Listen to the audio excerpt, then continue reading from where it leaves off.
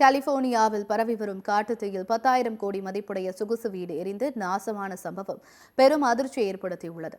அமெரிக்காவின் Los Angeles மாகாண காட்டுத்தீயில் Pacific Palisades பகுதியிலேயே அதிக மதிப்பு மிக்கதாக இருந்த 10,770 கோடி மதிப்புள்ள சொகுசு பங்களா முற்றிலும் சேதமடைந்தது. 18 படுக்கையறை உள்ளிட்ட நவீன வசதிகளுடன் இருந்த லூமினார் டெக்னாலஜி சிஇஓ வீடு தீயில் கருகிய நாசமானது. மேலும் முக்கிய அரசு பிரமுகர்களான கமலா ஹாரிஸ் உள்ளிட்டோரின் வீடுகளும் காட்டுத்தீயால் சேதமானது குறிப்பிடத்தக்கது. மேலும் தீயை கட்டுக்குள் கொண்டுவர தீயணைப்புத்துறை தீவிர முயற்சியில் ஈடுபட்டு வருகிறது.